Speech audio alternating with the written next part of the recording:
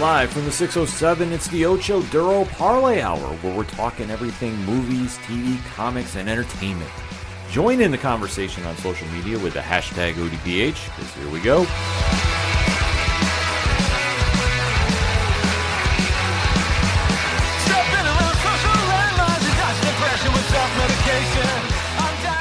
Welcome to an all-new edition of the ODPH podcast. What is going on, everyone? My name is Ken M. Joining me in studio, as always, you know him. He's the co-host. He's the statistician to the stars. His name is Padawan J. Let me talk to you. Yeah, and boy, do we have a lot to talk about in the land of movies, TV, comics, and more. Oh, yes, we do. You are tuned in to the entertainment edition of the ODPH, and we definitely are going to be having some conversations about what we're talking about after the show. So, Pat, where does everybody head on over to? ODPHpodcast.com. Right on. Swing over to the website, sign up for all the social media accounts, do what you got to do so we can keep those conversations rolling through the weekend, because trust me, one episode is not going to be enough for our main topic today. No. What we're going to be leading off with, obviously, has been taking pop culture by storm, so we definitely are going to have a couple days' worth to talk about this and really deep dive into everything going on with that. So whether it's Facebook, Instagram, Threads, TikTok, and all points in between, make sure to sign up for all the ODPH accounts and definitely interact with us. Also, while you're at the website, check out the TeePublic store link. It's always a good time to go pick up some ODPH swag, especially when it's on sale. So definitely head on over there, go get yourself something for the summertime, because obviously it's getting nice out. I know I'm saying summer, but anytime it's around 70 degrees in the Northeast. Yeah, well, we break out the shorts, we break out the short sleeves, the windows go down, the music goes up. Yeah, so we have to take advantage of our couple weeks of summer here before the snow starts up again. Yeah, this is true. So if you're wondering why, that's why we go get some ODPH swag, and boom, there we're covered. And if you want to support the brand in another way, well, Patreon. Patreon.com/ODPH podcast. One tier, $2 a month. Not that much, and you want to support the brand in that way, we definitely appreciate it. We give you a little bonus content each month. So definitely it's worth the while if you want to support us that way, and we can't say thank you enough for that. Also, you get a better return on investment with the Patreon than you might have with the solar eclipse this week. See? Just saying. I can't argue with that. This is true. That's why I say he is the statistician to the stars. For those of you who don't know, the solar eclipse up in our neck of the woods, wet fart. Yeah. Yeah. Thanks, Mother Nature. It was a very big letdown up here. Yeah. So that's why I say if you invest in the Patreon, it's a better deal. Pad killing it today with the knowledge, as always. As our good friend Dre Driven says, he is the plug for a reason, because he will fill you with knowledge. Also, while you're at the website, check out the blog section where I always have reviews dropping left and right, especially on New Comic Book Day. The directory, which we are on. How many providers, Pat? 835,732. I say it once, I say it again. That is why he is the statistician to the stars. Also, check out the classified section. Go support some good friends of ours, such as 3FN Podcast. Great episodes this month. They've been killing it. Yeah. They've been having so much going in. Obviously, Rich is coming back from WrestleMania, which you'll hear about on Nerd Initiative's Wrestling Night Live. So you definitely want to catch up on those episodes, and then definitely swing on over to nerdinitiative.com and see what is going on in the home of pop culture positivity. A lot of things happening there, along with many of our other friends there on the classified section. Also, while you're at the website, check out the music section. A lot of our great friends that provide us the music to play here each and every episode are on there. So if you want to get some Brian Wolff and the Howlers in your collection, boom, there you go. How about some Shout Out to Robots, Tom Jolu, Second Suitor, Floodlands. The list goes on and on and on. But basically, if it's anything and everything, it is the ODPH. You can find it at ODPHpodcast.com. And if you're using hashtags on social media, why not use the hashtag ODPHpod? Well, there is no other big pop culture moment going on in the land of entertainment than the episode that we are going to be talking about and breaking down from a series that has been on fire since it has returned. Yep. The revision of one of the best cartoons of the 90s. Yeah, it's in that conversation. Has come back and really lived up to the hype and even exceeded in some points. Yeah. And this past week's episode, we have to do a deep dive in about. Pat, what are we going to be talking about this week? We are talking about episode 5 from the X-Men revival, X-Men 97, the episode titled Remember It. Yes, indeed. This series, since it has come back, has really connected fans from the 90s animated show and brought them up to speed now, not missing a beat from where the show ended, and really giving fans that have jumped in post-movies a real glimpse into what I consider the golden era of the X-Men comics. Mm-hmm. Because during that 80s, 90s period, there was such great storytelling, and it really pushed a lot of envelopes of where you could go. Right.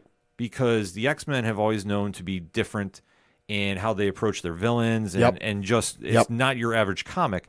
And during that time period, like Chris Claremont, who's writing the X-Men, really took the brand into a lot of interesting places. Mm-hmm. We are seeing that reflection happen on this show, and they've come back with some very strong episodes. They are not pulling punches. No, they're not. I mean, I think the only one that we talked about last week that was kind of a little bit of a letdown was Motendo / Life Death Part 1. Yeah. Just because there's 2 episodes split in one. Yeah.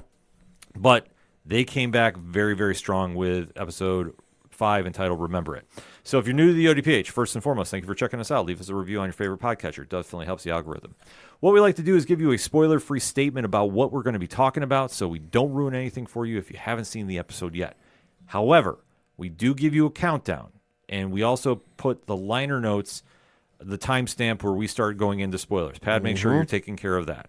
So there is no chance that we can be blamed for spoiling anything for you. We give you that heads up. But after that countdown is on, we deep dive.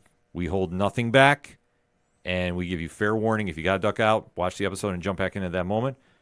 So that being said, Pat, give me your spoiler-free statement on Remember It, Episode 5 of X-Men 97. This episode is quite honestly one of the best episodes I've ever seen.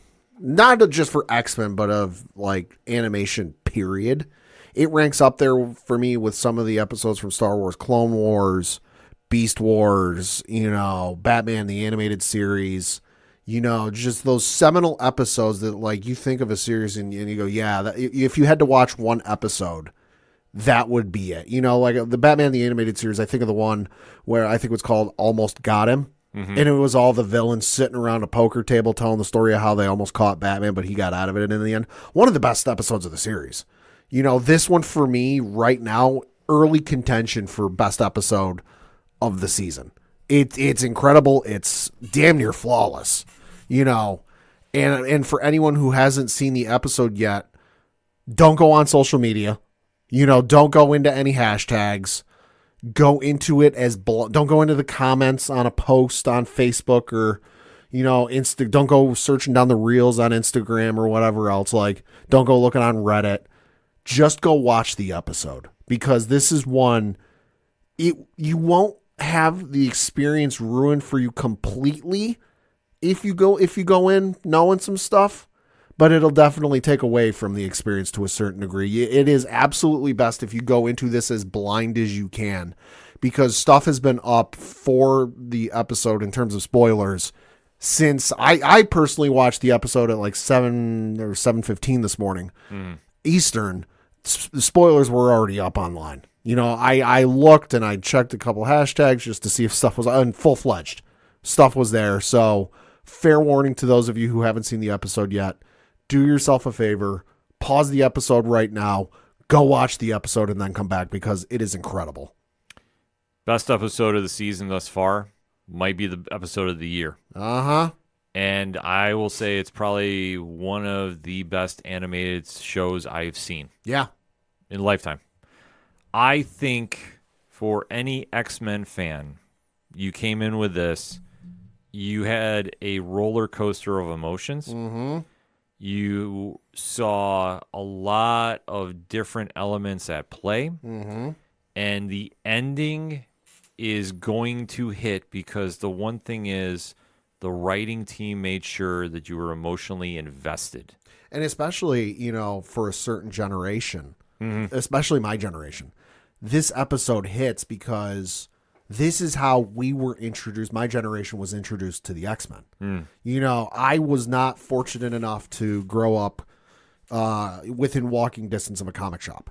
So I couldn't walk. There were comic shops in my area, but to get to any of them, I would have needed my parents to drive me, and that wasn't going to happen. So my first experience, and I know a lot of my friends' first experiences with the X-Men, was this cartoon. And just the love letter and the care they've done with these characters that feel like friends to me in a way. You know, Wolverine feels like the friend that you know you're not exactly close with, but like, hey, if he's sitting there at lunch, you can sit next to him. You know, that just everything about this has been a win. Yeah, they've definitely taken the time to have you get invested in, especially if you've grown up watching that cartoon. You know these characters very well. And to see what is happening now, it combines a lot with that classic era of X-Men storytelling. Yep. And you are seeing a good mix of themes that are involved in the current comics today.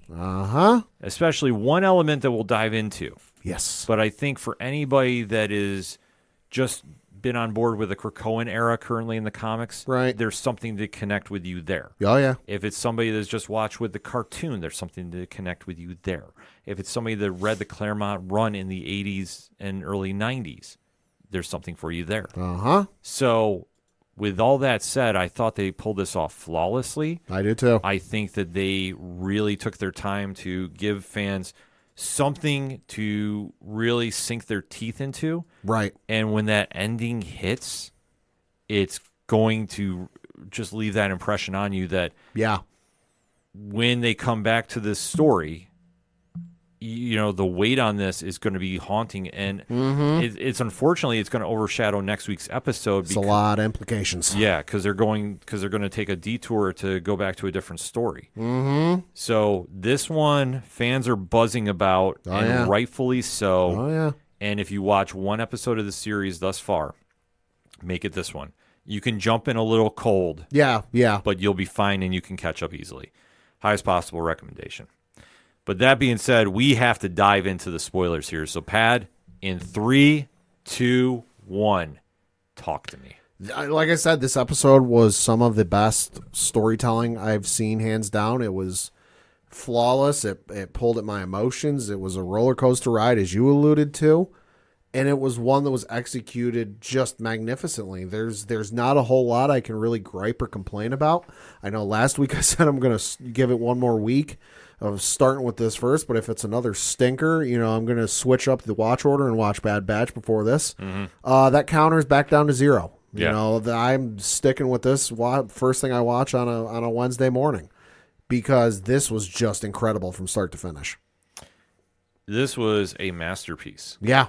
And I think for the elements that they combined, which they've taken a little bit from the Krakoan era and the Hellfire Gala, they've taken the classic rogue Magneto storyline from the Savage Land, and they teased a little bit about that this year, but but we've got a little more clarity about that. Plus, also the fallout from Madeline Pryor and Scott Summers coming to more of a boil.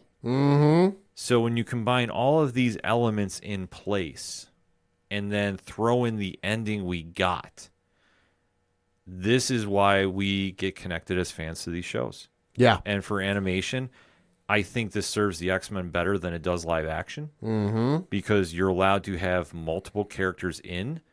And where this is going to go, it's unfortunate that next week we're going to take a break to go back to Storm Story, even though Storm Story is great. Oh yeah, it's crucial to the season. It's very crucial to the season, because I think I know where we're going. Right. And it's to see them pull it off, it's going to be tricky, but they can do it. But how this is all going to be connected up is going to be extremely interesting. Right, and I know some people are, I don't want to say griping, but they're kind of wondering, you know, why didn't they save what happens in this episode for the finale? And I think that makes sense to a certain degree, but it also feels simple and predictable. That, like, if you think about great television and great episodes, you know, a lot of them, and you can think of a number of them that end on a cliffhanger. Yeah. And end with that, oh my God, what the hell's going to happen? The one I keep going back to, you know, season 1 of Smallville, tornadoes hit the town. You know, the one ends up hitting the Luthor mansion, and you've got Lex's father pinned under the pillar column thing in the one room. You know, can't get up, and he's got the other part of it with the really sharp pointed wooden end pointing like less than a foot away from his face. And Lex is standing there with this evil look on his face, contemplating, do I want to let him live or do I want to let him die? Yeah. And it cuts to black. And that was in like May. And I had to sit there and wait until September to figure out what the fuck happened. Mm-hmm. You know, that something like that, what happens with this episode is predictable. I'm glad they went about it this way because this almost feels more gut-wrenching than if they did it at the end of the season. Mm-hmm. Because I could sit there and I could like reconcile with, okay, this sucks, but we know at some point whenever they announce season 2, because we know they're well into working on season 3 from what the reports have said last week. Yeah. You know, we know, okay, at some point we're going to get the resolution to this story. We know something's going to happen, you know, within the next year or so.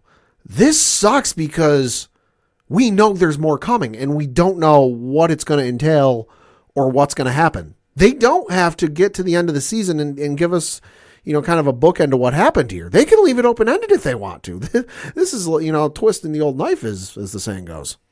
Yeah, well, I think this would have been perfect for a mid-season finale, and they took some time off. I know, but listen, as a greedy fan, I don't want to even think that would be an option. No. I thought what they did here is, with the closing, they really left it in a perfect cliffhanger moment. Mm-hmm. And then where we're eventually coming back to that, we have to remember we've only got 5 more episodes. Yeah. And then they're going to be taking a break and then coming back for another season. Mm-hmm. So they are going to have to get some groundwork done, especially with the final 3 episodes being a 3-part story. Yep. So there's a lot of moving parts happening here. But the one that they kind of have been hinting at a little bit is Life After Xavier. Right. And that's where this opens up because Trish Tilby is doing an expose on the X-Men. Right, because you've now got kind of a follow-up to the storyline from, what was it, episode 2, I think is what it was, where after the whole shenanigans hoopla at the United Nations, you know, the mutant country of Genosha was going to be formally accepted into the United Nation as a nation country or whatever the phrase is. Yeah. So that day is happening today as the episode plays out. So obviously with, you know, the way tensions have gone over the course of this series and the prequel series, you know, or the previous series, the original X-Men series, you know, tensions are obviously strained and have been for a few years. So obviously with it being in the news and people warming up to it, hey, now's a good time to do a little bit of a peel behind the curtains. Let's show the people, you know, who these people are and maybe put some names to, or some faces to names. Yeah. So they are trying to show the lighter side of the campus, right. I should say. Right. And it is kind of met with some mixed results. Yeah. Because obviously Cyclops is still reeling from the fact he had to give his son up. He's dealing with a lot. Mm-hmm. Jean Grey and Madeline Pryor is still a question mark that we think has been answered, but not. Yeah. Jean is still dealing with a lot of the after effects. She's still sorting through which emotions are hers, right, and memories. Right, because it's still very unclear about what is going on with her. Even to the point where she has a romantic moment quickly with Wolverine, which has been something that they've teased in the comics and show for quite some time. Yep. So when that happens, and then even Wolverine just brushes it off and says... It was a mental slip in judgment. Yeah, so he even just disregards it, even though that will be trust me, that will be a plot point coming back later. Yeah, it will. No chance they're letting that one go. Fists are going to fly. Mm-hmm. So as the different members are talking with Trish, it does become apparent that obviously mutants are trying to get a good PR swing. Mm-hmm. And when this happening, we see that Magneto, Gambit, and Rogue head back to Genosha. Mm-hmm. So this is obviously after the UN has accepted them. So there is this little interesting plot point happening here. Yep. Where Rogue is following Magneto, Gambit is tagging along. Because he don't trust him. Right. So they get to Genosha, and then this is where you see this utopia happening. Yeah. Much like Krakoa in the comics now. But obviously it's very different stories. Mm-hmm. So we do see a plethora of cameos in this, which, I mean, you have everybody from Pixie to Archangel and Banshee, Moira McTaggart at one point. Archangel. That was cool. Archangel is there, which, I mean, I'm always a big fan of Archangel. Not Angel necessarily, but, but I think way better storyline going on there. We do see Exodus, which is a very, very interesting character if you know Magneto and this time period. Mm-hmm. And we do see probably the most popular one of all, which, I mean, Dazzler is up there too, we have to remember. Yeah. But we do see Nightcrawler. Yes. Who comes in, and it's amazing to see him back. Yeah. I mean, like I say, he's a classic X-Men. Yep. And, to see him come in and just have the interactions that he does, he's definitely somebody that breaks up the pace a little bit, which is always key because with what is going on, you need that, I don't want to say comedic relief, but he's somebody that is just a very positive person. Yeah. And Adrian Holt, who voices Nightcrawler, did a fantastic job. Yeah, he did. Because he's just kind of playing into everybody here as well, especially with Gambit, who is not happy with the events that are going on. He knows. He's got a good I won't say he knows. He's got a good feeling on what's going on. It's just nobody's telling him yet. Yeah, because Rogue is sitting here just being extremely happy. Yeah. That you're seeing this utopian mutant safe haven. And you're seeing the Morlocks are there too. You're just seeing people are celebrating being mutants. Yeah. Like I say, even though they have that interesting dance sequence. Yeah, that was something. Yeah, which, I mean, it just goes to celebrate, like, just they're happy to be there. I mean, seeing Jamie Madrox go multiple on here. Yeah. That was a little bit interesting. And, it plays into what Genosha is supposed to be. So this is the place where Magneto has always dreamed, much like we say with Krakoa in the comics now. So we do get introduced to the Genosian Council. So this is where Val Cooper, who is a liaison for the UN, is in place here too. And we do see a familiar face already that is now on the council as well. Uh-huh. And Pat, who is that? That would be Madeline Pryor, a.k.a. Clone Jean. Yes.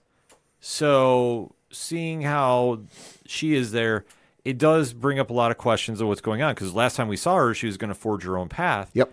And now she's part of the Genosian Council, which is interesting to see, just the fast turnaround. But it all goes into play with what is getting set up here, because they have this meeting about who is going to run the Genosian Council, and sure enough, the vote is for Magneto himself. Yep. So he does agree. But there is a catch. He's got one condition. And what is that condition, Pat? Rogue serves alongside him. Yeah. So this is a very, very surprise move that happens. And Rogue is caught off guard a little bit. Very much so. Yeah, because this was not part of the plan. Like, was this the whole thing about him coming back to the X-Mansion? And, is his intentions, is he really the true heir to Charles Xavier's estate? Like, that's something I thought of, too. Like, is this all set up for what he's trying to do with Genosha? But we do see a little break in the action, so to speak. And we do see that Rogue catches up with Gambit about her past with Magneto. And like I say, they do tie in a lot from the comics with this as well. And to see how this all plays out, this is also the point where Rogue and Gambit, quote-unquote, break up. Yep. And it is a very emotional scene. Yep. I know a lot of fans were talking about this one. Yep. But I thought it made sense for where the story was going. Yeah. Because during this whole celebration, we now go to a certain gala. And we do see a lot of familiar faces here. There's a lot of brimstone with this gala. A lot of hellfire. And, yeah, because sure enough, we do get a Hellfire Gala. They don't name it. But if you look at the people who were there, pretty easy to figure out. Emma Frost, Sebastian Shaw. Yep. So we do see a lot of the Hellfire Gala notables that we've seen in the comics, obviously, throughout the year. They're there. So this is a party to celebrate. Even the music is throwing back to 1997 Ace of Base. Yeah. Which I say... Which I can't remember if it was during this or the dance sequence with Exodus and Maddox and all them. But I do love how they kept the music to the 90s. Yep. So, and that is very much 97 too, if you know about that time period of pop music. So we do see the celebration is happening. Rogue makes a dramatic appearance, much to Gambit's dislike, who's at the bar with Madeline Pryor. The other thing, too, is Magneto and the other members of, the Genosian Council, the Hellfire Gala, are having a talk with the representative from the UN. And at this point, the UN has found out that Magneto is going to be the leader of the of Genosha. It would be the representative of the UN, whatever it is. And the UN rep is less than thrilled because, well, he's a terrorist or a former terrorist or whatever the phrase is. Yeah. And that's when they bring up, well, he did ask, Rogue to be a participant alongside him on this council. And they're like, oh, well, what did Rogue say? And before they can get the answer out, she comes walking in the room, much to everyone's shock and Gambit's dismay. Yeah, because they have an intimate moment there on the dance floor, but then she ultimately turns him down. Now, this is after Gambit walks away. Yes. So we have to keep that in mind. So after Rogue turns Magneto down, this is where the episode really picks up some steam. Because, like I say, we did have the emotional moments, even much with Madeline prior to, who did have a moment where it is turned out that she has been telepathically connecting with Scott Summers, which is causing a lot of rift between Scott and Jean. Yeah, they're growing distant between Scott and Jean. Which did lead to an emotional outburst in front of Tish Tilby on the show from Scott Summers. Yeah. So, like I say, he's not exactly handling things well right now. No. But Madeline is trying to accept what is happening on here. So while she's outside getting some air, so to speak, we get a visitor that starts running through the streets of Genosha, telling everybody to get inside and run. Yep. Pad, who is that? Cable. Yes. The one and only Nathan Summers from the future, who is warning that something is coming. But he ain't saying what. He's not saying what or who, but he is trying to get everybody to safety as quick as he can. And this also ties back into a little thing they used to do in the 90s. I don't think they've done it too much lately. Right. Obviously, if I'm wrong about this, hashtag ODPH bought it. He does his little time slips because he used to do much more time traveling than he's done recently. Sure. So, but it's always been like, in certain cases, he's only had a limited amount of time he had to move. Right. So that does come into play because when he catches up to Madeline Pryor, they do have this moment where she recognizes he's Nathan. Well, and this is after he's warned her, like, you need to get everyone out of here. Something's coming and it's going to kill you all. They're like, you don't have any time. And she's like, what are you talking about? And then he's like, no, listen, there's no time. You just need to go. And the shot then cuts to his eye, just his one singular eye, where she sees the color and she puts two and two together and she goes, oh my God, you're okay. Yeah. And then he even says, too, he's like, I'm sorry, Mom, as he fades away. He does say he is coming, though. Yeah. So this turns out to be the kickstart for an attack on Genosha. Yep. So we do see a lot of the notable characters that were placed throughout the Morlocks, Archangel, Banshee. Yeah. We do see them now on the defensive as a wild sentinel appears. Yeah. So this threw me off for a little bit because I'm so used to the Tri-Sentinels. Right. But this one is actually from the Grant Morrison era of X-Men. Oh, okay. So I had to do a little research on that because I do know some of Grant's stuff with X-Men, but you're not super well versed. No, I'm not. I'll be honest about that. Like I say, his stuff I usually like a lot of the beginning of it, but the ending stuff, it just really throws me off a little bit. Sure. But I'm not. This is not a bash. This is just my personal opinion of it. Like I do like his stuff. Yeah. But I just say his X-Men stuff I'm catching up on. Okay. So we do see the Wild Sentinel is going through Genosha and just tearing it apart. Yeah. Killing everybody in sight. Yeah.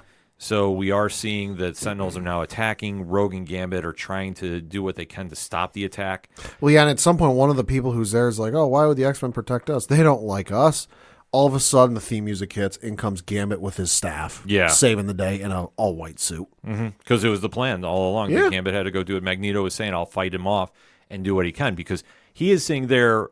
And this is where I thought we had a really interesting moment with his character. Uh-huh. Because this is where he would normally turn into the evil Magneto, so to speak. Yeah. And I think that he was aware the world was watching him. Yeah. And I think that he was trying his best not to completely go a little, I don't want to say crazy, but I think he was trying to keep his emotions in check. Yeah. Because knowing that, okay, we have our own nation that's recognized by the UN. Right. I don't want to do anything to jeopardize it. So he was trying his best to kind of balance his rage. Right. Well, and I think it's ultimately, though their methods differed, he and Charles ultimately had the same end goal. They wanted the betterment for mutant society, and they all wanted to just be left alone and live in coexistence. Yeah. It was messy, but they got there in the end, and I think Magneto's realized that and realized, okay, the way I went about things clearly wasn't the best way to do this. Mm-hmm. And it's like he said in the UN trial, I had good intentions. I did what I did for my own people, but, I had to do some stuff to stick up for him. Yeah. And I think he's realized he's finally at that point where, because there's like 300, 400 foot statues of him and Xavier, like near the port of this island. Mm-hmm. He's realized, like, hey, we've achieved the goal. Yeah. The mutants have their own society where if they want to, we're not going to force them, free will and all that. But like, if they want to come and live here and not have to worry about people saying stuff and calling them a freak and calling them a mutie and calling them an abomination and whatever other colorful derogatory phrase you can think of, they can do that. Mm-hmm. That they can just, because we see it when they first arrive on the island. It's just, mutants being themselves. Yeah. Just living their lives, having fun, going about their day.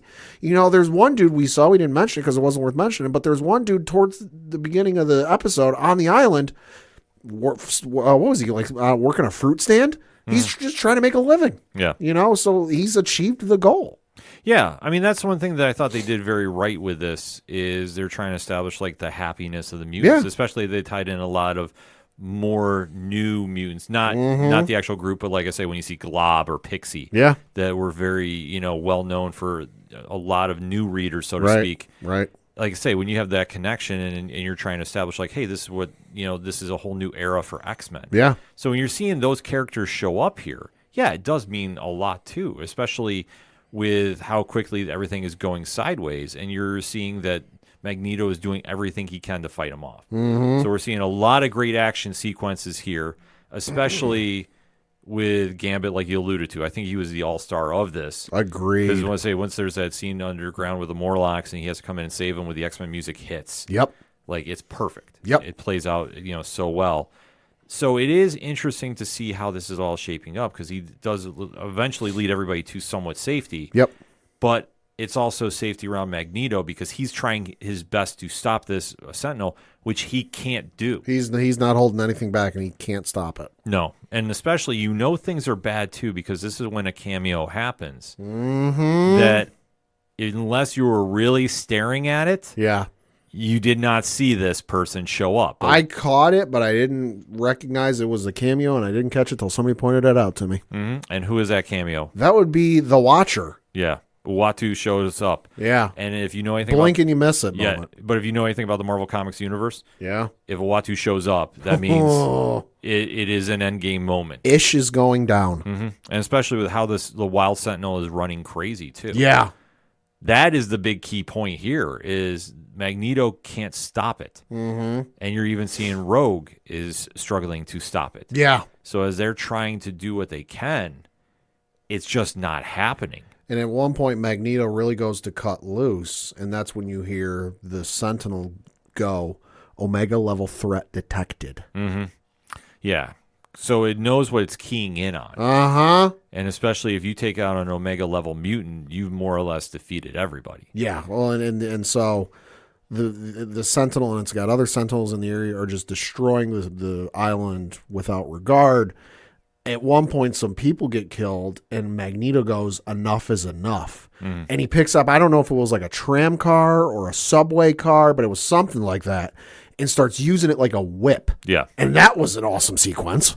Yeah, no, that definitely was an amazing sequence as he's fighting as he can. Because, what is it? He says like enough is enough or something like that. Oh, yeah, because he's just getting more and more frustrated that for him being an Omega level mutant, he can't stop it. And he's got to be frustrated too, because like I said, the goal is there. The mutants finally have their own space where they can live and let live.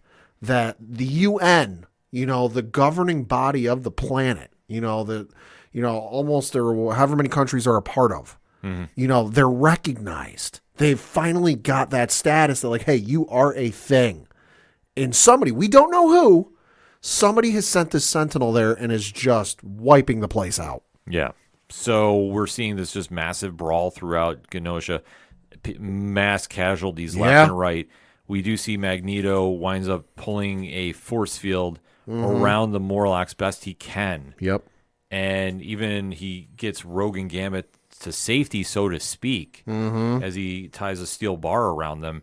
And he more or less gets a bunker around them of metal. Well, and Rogue is trying to get back to him, and Gambit's trying to talk sense into her, and because there's this look of pain on Magneto's face, and Gambit basically tells her, like, no, listen, you're not going to be able to get to him. He's giving us time to escape. Yeah. And the camera then cuts into the force field, and he's with the Morlock, and he looks at the Morlock, and he says in German, because subtitles popped up. Yeah. I did not have subtitles turned on, but the subtitles popped up, and what did it say? Do not be afraid? Yeah. He said, do not be afraid in German. Yeah.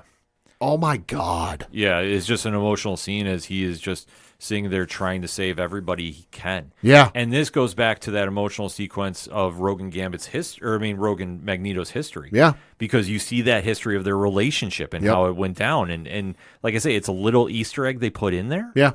But it pays off here because you're seeing Rogue's reaction to it. So while Magneto is stopped, you see that Gambit takes it upon himself to go right after the Sentinel because Rogue is being stopped. Yeah. And he gets up there and more or less, I don't know if he planned on this, but he tries going attacking the Wild Sentinel head on. And he winds up getting impaled. Yeah. I don't think he planned it. I think it was just one of those moments that as the battle unfolded, it kind of presented itself in such a way, and he went, oh, well, that's unfortunate but convenient.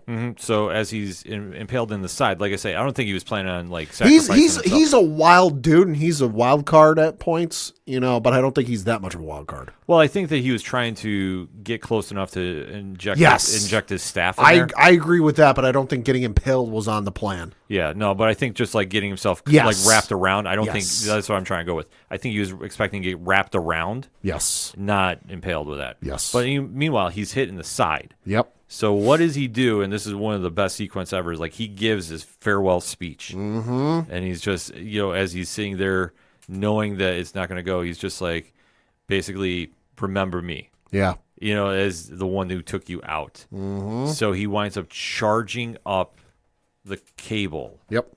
Which is being held by the Sentinel. Yep. And winds up blowing up the Wild Sentinel. And then, unfortunately, he falls down to the ground. Rogue is consoling him, and she literally says a line that drops the mic on everything. I can't feel you.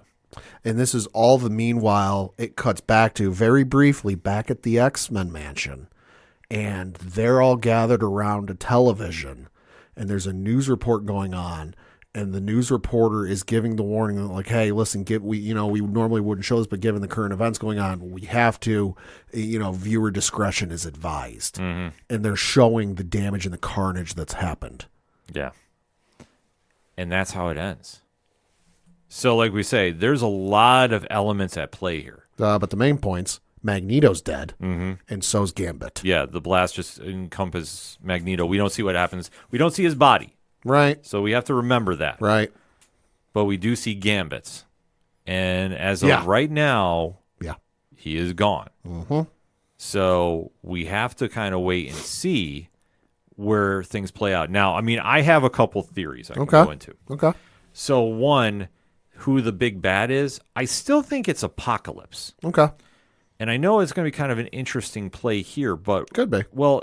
If he's not technically the bad, because the only one that could be in the comics is Cameron Hodge, but that's a stretch. That's a big stretch. But for somebody that has access to a Sentinel of that size, they might try borrowing from the comics now and make it Nimrod. Yeah, it could be. Which would make some sense. Yeah, but be. The only reason I'm bringing up Apocalypse is obviously the ties in with Cable at this time. Right. We have to keep that in consideration. Also, if they wanted to bring Gambit back from the dead, Apocalypse can do it because there was a brief moment in time where Gambit was the Horseman of Death. That is true. So they could go that route. I don't think they ever did the Horseman in the original cartoon. I think they did, but it's brief. Yeah. It was brief, but because I think that's how they brought Archangel back. Oh, you know what? I think you're right. Yeah. Yeah. So they have done it. Yeah. But with Apocalypse, he's always had multiple people. Yeah, it's never the same 4. Yeah. It's like Ric Flair's 4 Horsemen. There's always a rotating cast. Exactly.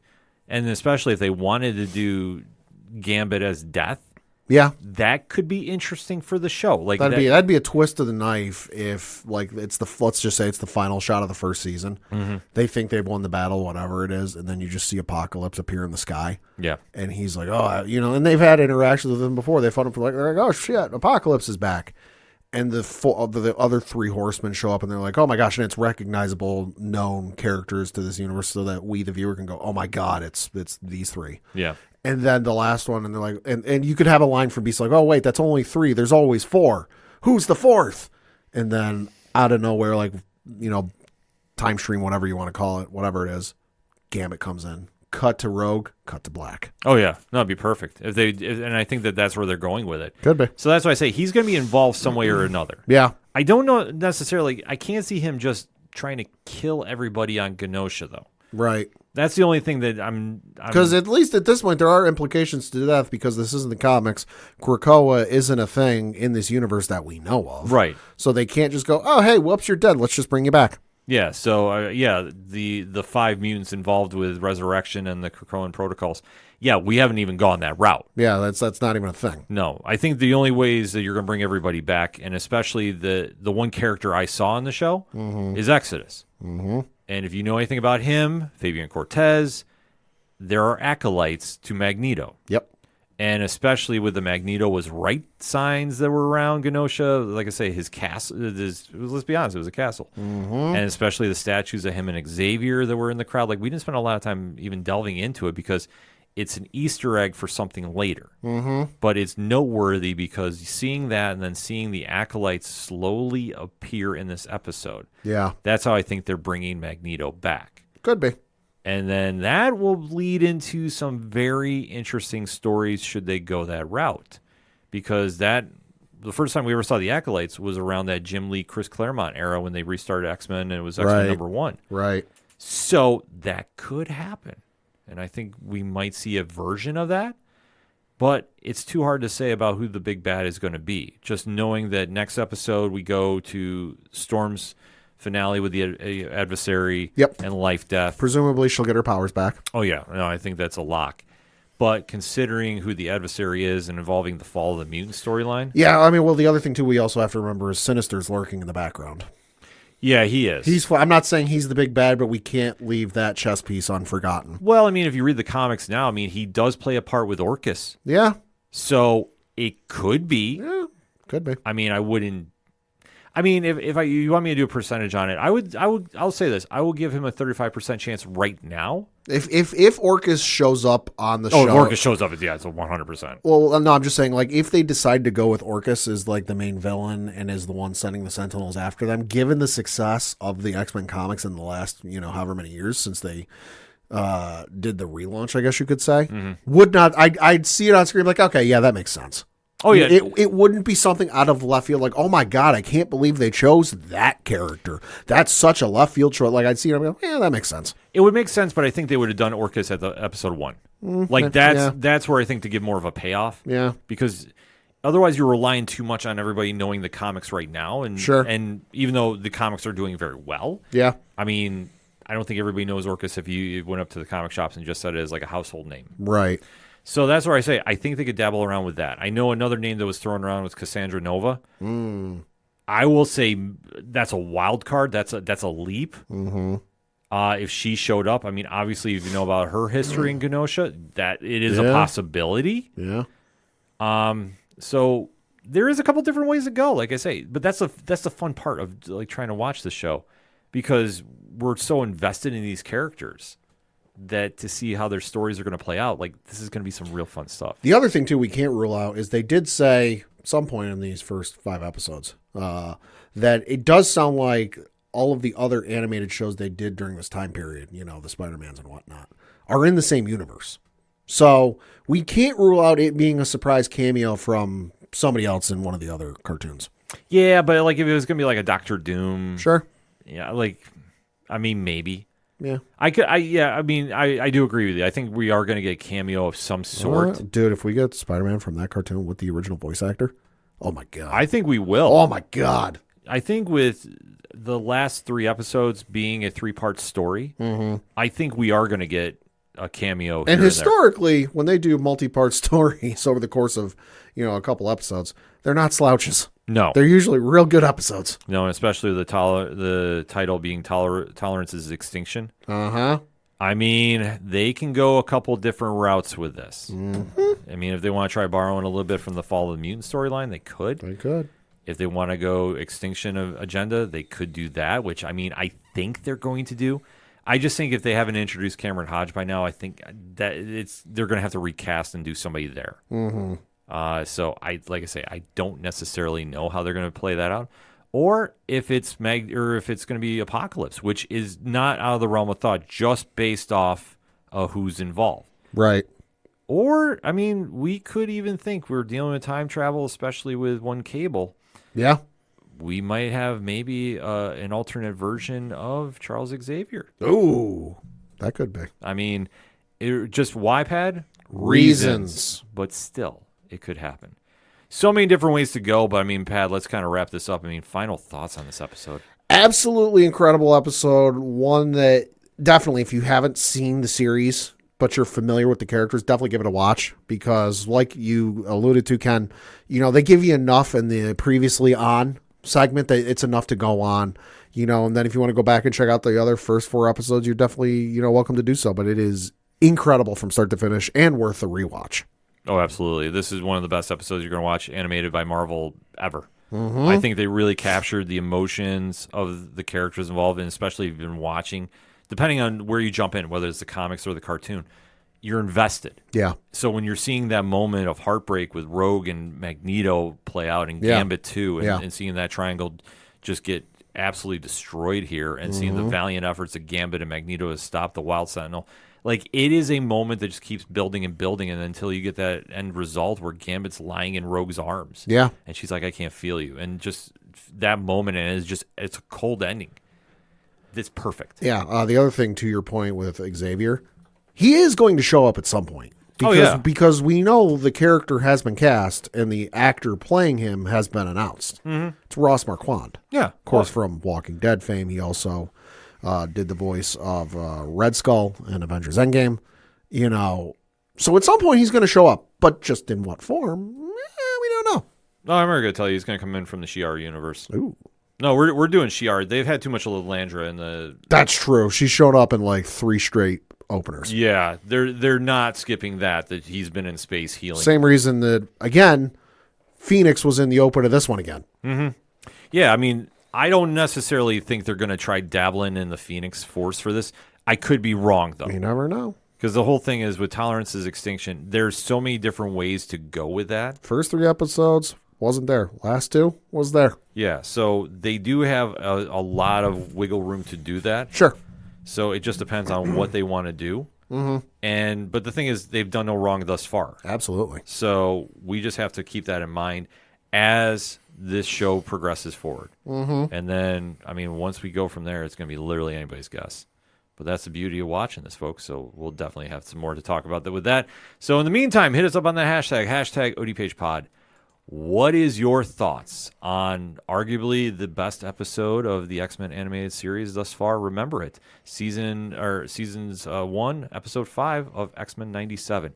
Let us have that discussion on social media. Remember, spoiler free for 72 hours since it's Wednesday. So definitely on Friday we can start dabbling a little more into the spoiler talk, but late night because it's got to be full 72 hours.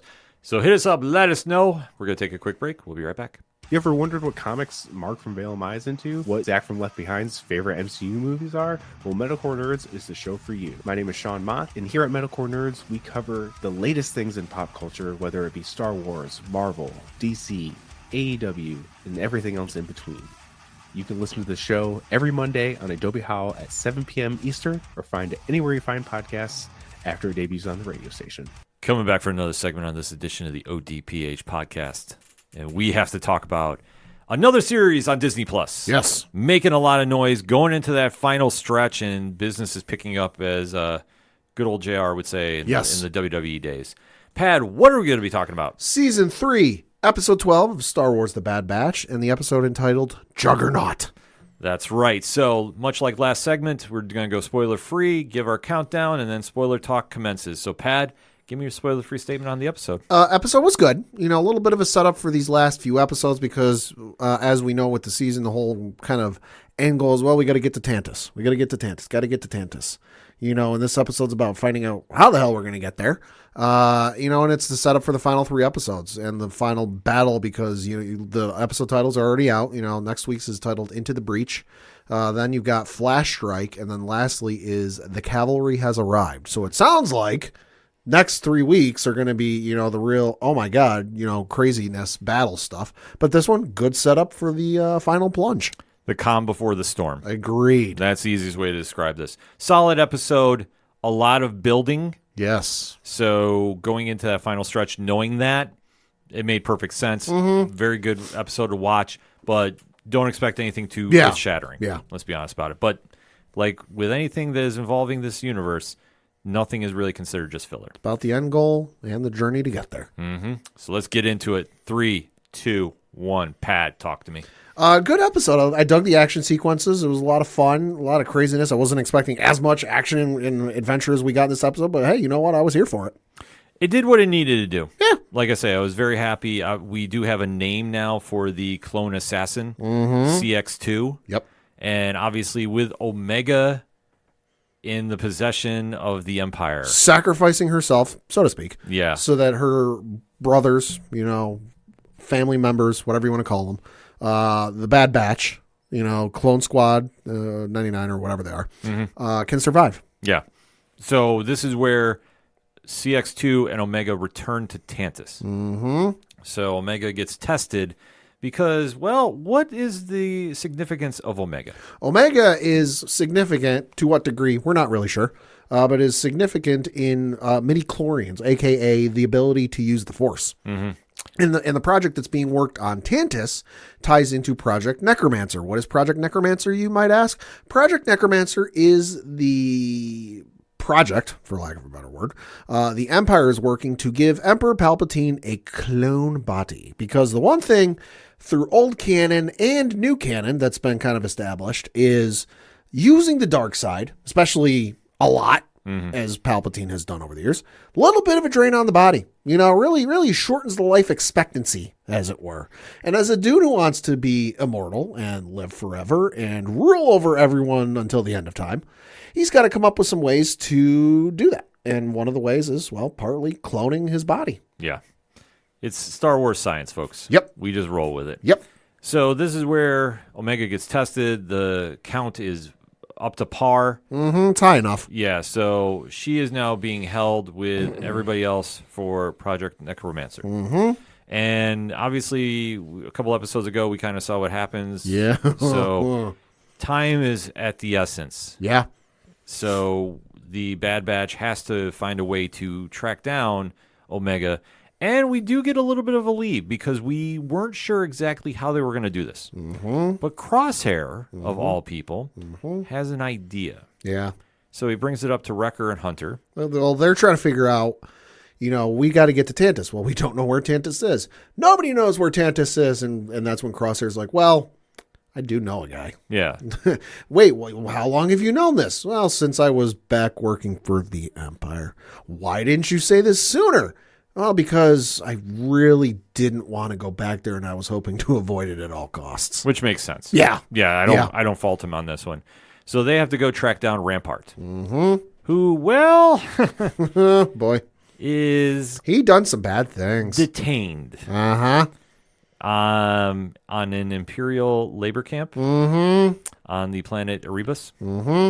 So the gang decides, well, we're going to have to go free him. First, they got to figure out how to get there because in the skirmish of last week's episode, their ship is gone. Luckily, conveniently, Fee shows up and goes, "Hey, guys, how are you?" And they're like, "How the fuck did you get here?" Yeah.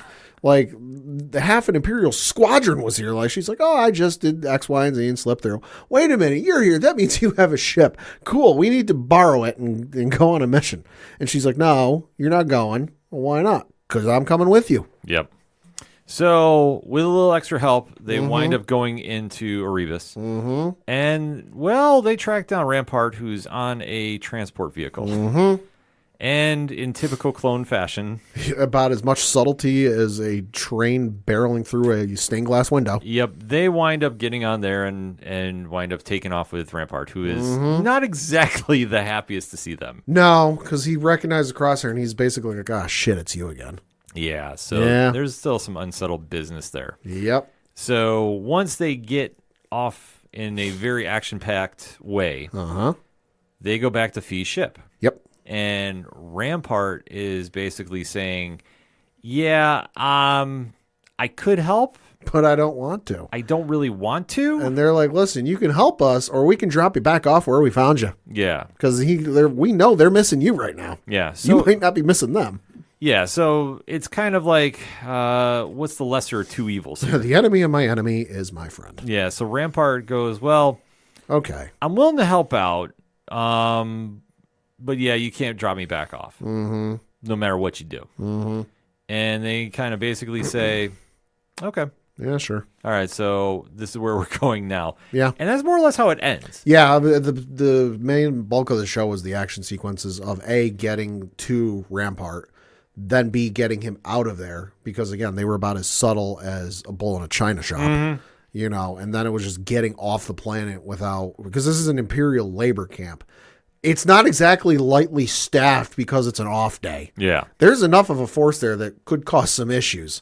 So that was the bulk of the episode, was just the action sequences to get off planet. And you know what? It worked, though. I mean, Yeah. that's one thing about it. Like, there's a lot of action on this. Yeah. So if you're looking for that with your Star Wars episodes, like you're going to be very happy with this episode. I was.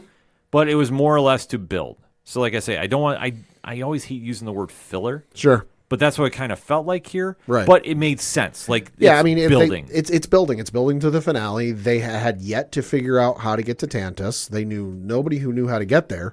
They found a guy to get there, and sure, they could have just as easily done a simple smash and grab and simple cut to go showing up on the planet, cut to them leaving the planet, and they got the guy.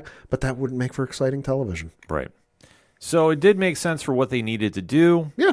Very solid episode. Final thoughts on No, that? solid episode. Dug the action. Like I said, it seems like there's not much going on, but when you think of they got to get to Tantus, they got to figure out where the hell it is, because the Empire has wiped it from all records that you can't figure out where it is.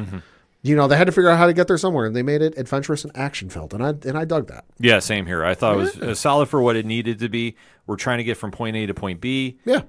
So I don't mind episodes like this because I know we're going to get a big payoff at the end. Oh yeah. And that's what matters most of all. So that being said, hit us up on the hashtag ODPH pod. What is your thoughts about episode 12 of season 3 of Star Wars, The Bad Batch, entitled Juggernaut?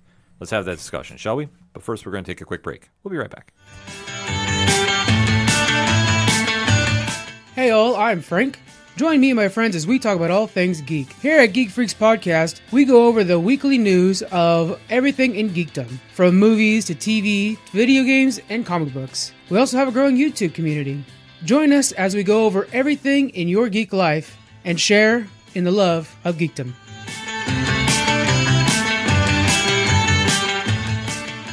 Coming back for another segment on this edition of the ODPH podcast, and we have a trailer to talk about. We do. And this is one that obviously a lot of fans have been waiting to, make their own opinions of, I guess I should say, putting it very, very mildly. Because obviously when we first heard that there was going to be a trailer or a sequel to this film, Right. a lot of the fans of pop culture had varying opinions. Some excited, some not excited, and some kind of why. Yeah, and I think that I'm in that why category. Agreed, I am too. Because the one thing is, with this film, there was no real need for a sequel unless you were going to be going into the comic cinematic universe. Right. It was one of the ones that, like, the way it ended. Could you do more? Sure. Did it leave a cliffhanger ending or a tease ending a la The Dark Knight, or excuse me, Batman Begins, where, oh shit, like, we know who's coming? No. So it was one that, like you said, when they announced they were doing a sequel, I'm like, okay, why? Yeah. And the movie that we are going to be talking about is Joker. Folie à deux. Foile à deux. Yes, because this is a sequel to the 2019 Todd Phillips film starring Joaquin Phoenix as Arthur Fleck and giving a very different version of DC Comics' Clown Prince of Crime than we have seen. Yeah, very different. And more grounded. It's the film itself, and Pat, I think you agree with me on this, is a very intense watch. It is. It's one I know I went and saw with you and my fiance, then girlfriend Liz. Bailey went with us at the time. And it's in that category of film, Schindler's List is one I can think of that, like, you don't exactly have in regular rotation. That, you don't get together with a group of friends just for, say, like a Thanksgiving party or a Christmas party, and you're going to throw something on because it's kind of getting towards the end of the night or late night. You don't really want to do anything crazy. You just want to watch a movie. There's not a lot of people clamoring going, hey, let's watch Joker. Yeah. Well, it's not in the regular rotation. It's one that, honestly, I saw in theaters. I know it's been on streaming, for quite some time. I haven't gone out of my way to watch it a second time, just because once was enough for me. Yeah, I have to agree with you. I think that the portrayal that they did was not so much following the blueprint of the comic. It was more focused on mental health. Yes. And, just this very realistic and very, very intense portrayal. And I know some people go, well, Heath Ledger's portrayal was a grounded modern take for that time. Yes. This is like in a present day or then present day, because it's been, 5 years since the movie came out. It was an even more modern portrayal of the Joker. Yeah, this one is very different because Heath Ledger's, I'm getting all fired up about this. His version is for the comics. Yes. This version that Phoenix played is not meant for the comics. No, it's not. So you can't really make that comparison. You could say they're both grounded, sure. Yep. But there are very much distinct differences between both characters. Or both portrayals, I mean. So obviously the first one, very, very, polarizing film. Yeah. A lot of people have varying opinions of this. Yeah. So the fact that we heard that there was a sequel coming, I don't think any of us really knew what to expect. Yeah, no, the first one was good. I enjoyed it for what it was. Did it make me uncomfortable at certain parts? Yes, but I think that was the intention. I don't think that the intention of this movie was to just be a straight origin story of the character, the Joker. It was one that, it was a hard R rating, and it was one that was meant to make you a little uncomfortable. Yeah. So the fact that we have the sequel now, and the only thing that we heard is musical being attached to it. Yeah. A lot of fans have been waiting to see what we're going to get out of this. The film has been announced to debut in theaters on October 4th of this year. And this past week, we have got the trailer for said film. So let's do it like we always do, Pad. Spoiler-free statement on this trailer.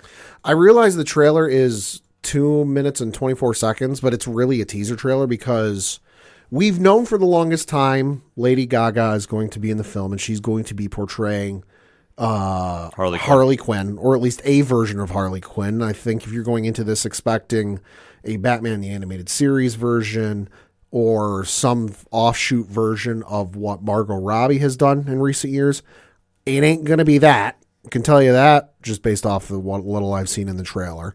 We've known that, and it's going to be about them, and whatever else happens from there, we're not really sure. I'm sure there's some stuff out there, but I haven't really been digging too much into the spoiler territory.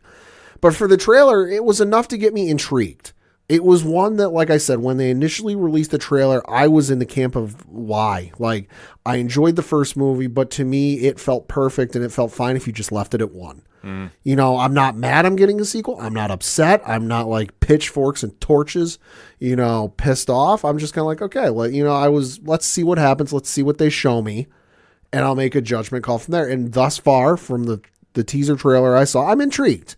I'm definitely in there. What? I might see this if this schedule lines up and things pan out the right way, but I'm intrigued.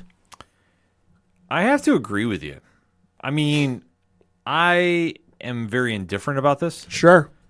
Like, I saw it and I'm interested, but I'm Right. also, if I don't go to the theaters and see it, I'm not going to lose sleep about it. Right.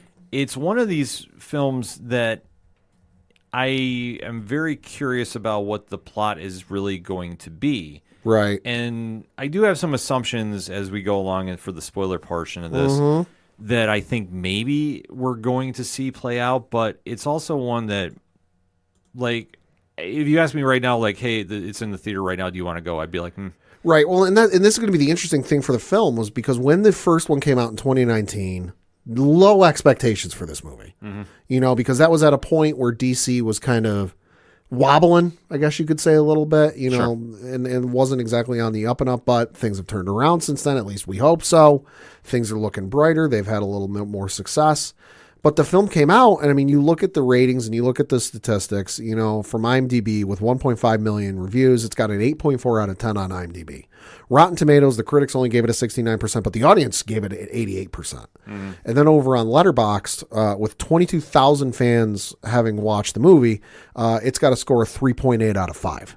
You know, so pretty, I would say, universally enjoyed. I'm not going to say loved, you know, if it was over 4, I'd say it's loved, but it's universally enjoyed. So a lot more expectations with this, especially since, if I'm not mistaken, Joaquin Phoenix won an Oscar for his role in the first one. If I'm not mistaken, I'll double check and I'll look that up. yeah, I mean, the fans will always gravitate towards the Joker. I mean, he's one of the most iconic villains of all pop culture. Yeah.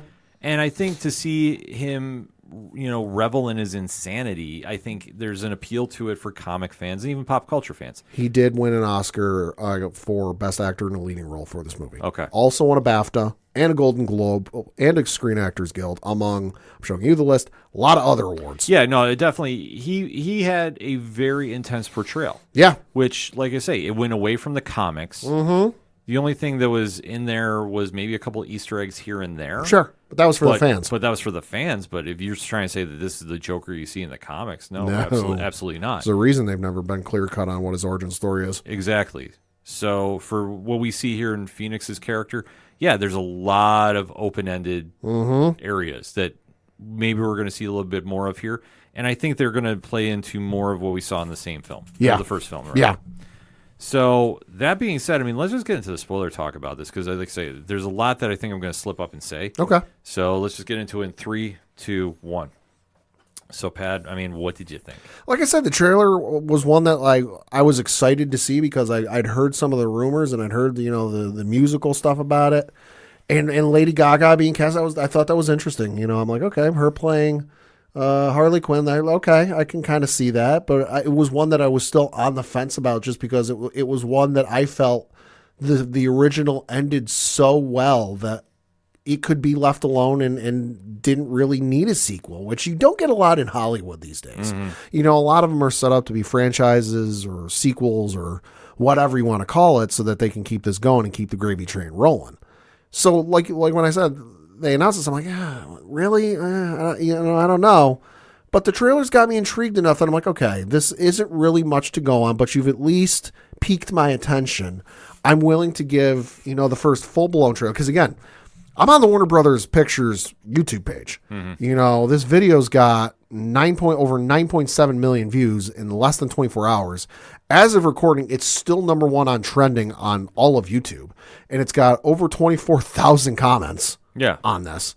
It's one that I'm going, okay, you've piqued my interest. There's not a lot to go on, but I'm willing to see the first full-blown trailer to kind of go from there to see whether this is, I need to see the first week, or one that, I can wait until my schedule clears up a bit and I don't necessarily have to make time for this movie. Yeah, this one I thought really borrowed a lot from the first one. And I mean, I saw it and I'm like, okay, how much of this is reality and how much of this is in his own head? Right. And that was a lot of things that played into the first movie. Right. And I think they kind of doubled down to it because Folie à deux means madness for two in French. And I think that is where we're going in this trailer because there's just so much that you're trying to piece together what's really in happening and which is not, which is something that, like I say, it tied into Arthur Fleck's mental health. That was the great part of the first one, was that twist, however long it was, 3/4 of the way through the movie, where you realized, oh, fuck, we don't know what the hell we've been seeing the entire time, if it's real or not. Right.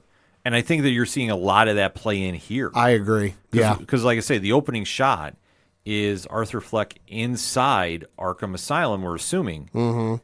And, just kind of bouncing around in a room. Looks like it's the same room they left him in the first one. Right. And the guard is even saying, like, you got a joke for us. Mm-hmm. And then he's getting led down a hallway, and then he walks by a bunch of the patients singing in a choir. Yeah, it looks like they're just practicing or something. Mm-hmm. And this is the first shot we get of Lady Gaga as Harley Quinn, who's singing, who's looking out the door and makes the connection with Arthur Fleck. Mm-hmm. So we do see another shot quickly of him smoking a cigarette, and now he's getting led down in a rainy walkway, and the narration is just kind of alluding to just more of, a damaged human being. Music helps the soul. We sing or we perform music to help heal ourselves. Yeah.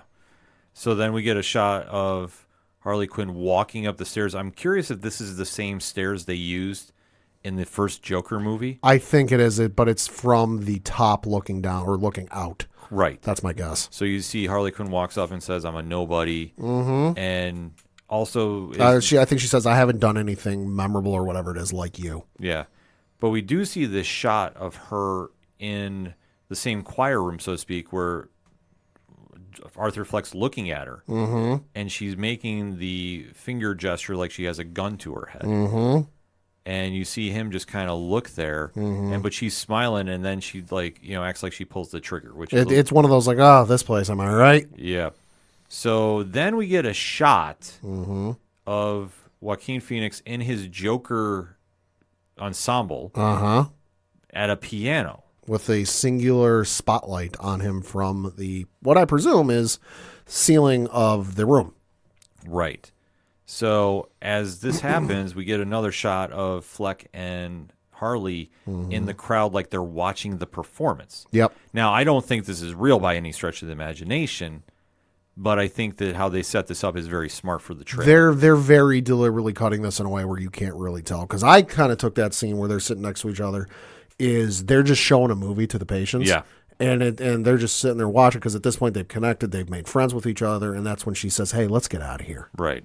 So then we get a shot of Joker and Harley on stage dancing a bit. Am I the only one getting La La Land vibes from this shot? A little bit, yeah. No, I have to agree with you. No, it definitely has that La La Land vibe. It also reminded me just for a little hair of Mad Love in the painted cover. Oh, okay. You see Joker and Harley dance for the first time. So we're seeing, this play out. And the song What the World Needs Now is playing in the background. And then it shows to reality. Yep. And you see... Shit's on fire. Yeah, there's a whole building. Chaos in the streets, and Harley and Joker are just dancing away like normal in their normal clothes. All the meanwhile, there is a spotlight on them from somewhere. Yes.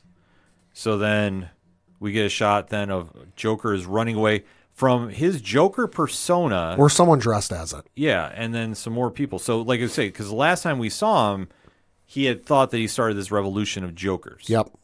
And I think this is kind of playing off of more of this. Yeah, I think there are clearly still some remnants. This like you said, could be just another hallucination. He's not like those people aren't really there. What I think is the more likely case is at this point he's broken out, word has gotten out, and there are clearly still some folks who believe in his cause and are willing to fight that fight with him. And, it's a lookalike. It's somebody who wants to dress up, because the one in the background is very clearly wearing the same costume and same hair and everything else. Yeah. But then the other one that's closer, more in the immediate background, is what looks like just one of the goons, one of the clowns, I guess you could say. Yeah. Who, the black shirt, blue jeans, pair of sneakers, brown jacket, and then just your average dollar store clown mask. Yeah. So from here, we go back to a certain late night talk show. That if you know the first movie... Did not end very well. Yeah. And in big lights, Joker and Harley is on there. Mm-hmm. So you see that now it appears that they're a Late night talk show. Late night talk show, A musical act. la David Letterman or something, or Jimmy Fallon. Take your pick. This completely reminded me of Letterman and Paul Schaefer. Yeah. So you see Joker sitting there just kind of playing in the crowd. You see Lady Gaga is dancing in front of a piano. Mm-hmm. And then you go, like I say, they flash back and forth a lot in this trailer. Mm-hmm. So you do get a shot of Arthur getting dragged in Arkham Asylum back to his cell, it looks like. Mm-hmm. While he's laughing. Mm-hmm. Then it goes to a courthouse shot of Harley Quinn in her outfit walking up the court staircase. Not the traditional outfit, but I dig it. No, it works. Yeah. It works for what they're doing here. Mm-hmm. So, like I say, I'm not mad about it. If this happens in the comics, I wouldn't be that mad. The other thing we got to point out, too, is there are a host of there's a lot of people outside this courthouse, and the cops are separating the two. Mm-hmm. But the sides are very clearly split because they're on the right-hand side. There are at least 2-3 signs I can see that do say "Free Joker" with the face paint. Yeah, it's a very interesting setup. But this, like it's also a scythe for some reason. A little weird. Well, you know, what we saw last time in the movie for 2019, I mean, they did play into this. Yeah. There is a Joker contingent. So they're tying back into this. But then we get a shot of a little more quieter moment where Harley is putting the makeup on Arthur a little bit. So we not a exactly good portion into it. Yeah, not exactly sure what's happening there. And then you get a shot of a doctor talking to Arthur, and he's like, "Tell us what changed." And you do see a couple shots of like him getting drug away in a police car. Yeah. And the crowd is like playing up to him like he's a celebrity. Uh-huh. And then it goes to him in a white suit. But in the white suit, there is a larger shot, and this looks like it's a musical set, from Broadway, and you see a long aisle and a figure in a what looks like not your traditional wedding dress, but it's all white and it's a veil, with some folks standing on either side of. There's 3 people on Joker's right, our left. There's 2 people on Joker's left, our right. So it looks like it's a wedding sequence, in a musical. Yeah. Because, I mean, even Arthur says, too, he's like, I'm not alone anymore. That's the big change. And then we do see a shot of Arthur and Harley kissing from jail. Yep. And then, just a couple of different brief shots. There's one of them on top of a rooftop of the Hotel Arkham. Where the sign says vacancy. Yeah, so there is going back to the dance play. Yep. And, Arthur is sitting there screaming, like, this is what we need to be talking about. Mm-hmm. And there's just, like, a lot more chaotic scenes playing out, too, including an explosion in front of a crowd. Yep. And we do see that, Harley is sitting there putting, her makeup on. Pulls a gun on Joker. Yeah, and Joker's like, performing at a piano too, smoking a cigarette. Mm-hmm. It looks like it's from that talk show sequence again. Yeah. And then they go to what looks like a prison window, like when you go to visit somebody in jail. Yep. And Harley puts a smile up with a red lipstick on the glass. Mm-hmm. And she says, like, I want to see who you really are. Mm-hmm. And he just kind of leans into it and smiles. Starts smiling. So you see the red smile of the Joker appear on this. Mm-hmm. I thought this was a cool shot. I do too. And literally that's how the trailer ends. Yeah. So there's a lot of moving parts going on with this. Yes. But like I say, I left this intrigued. Mm-hmm. I am too. But it's not like I'm counting down the days. Right. I need to see a little bit more before I decide, am I going to clear the schedule to go see this, or am I just going to, whenever I find time, make time to go see it? Yeah, because the Harley Joker love story is the definition of it's complicated, and I love the fact that they ended it in the comics, and Harley is a much better character because of that. Yeah.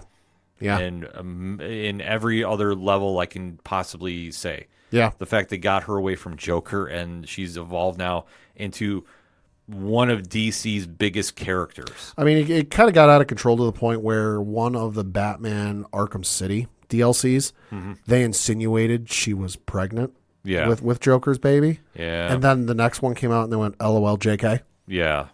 So that at that point, like, I was all for, I love the Joker Harley dynamic and I loved it. But even that point for me, I was like, all right, this is getting to be a little much. It had its moment in time. Yeah, it did. But it's over. And I truly just, it makes my skin crawl when I hear about Harley Joker, hashtag relationship goals.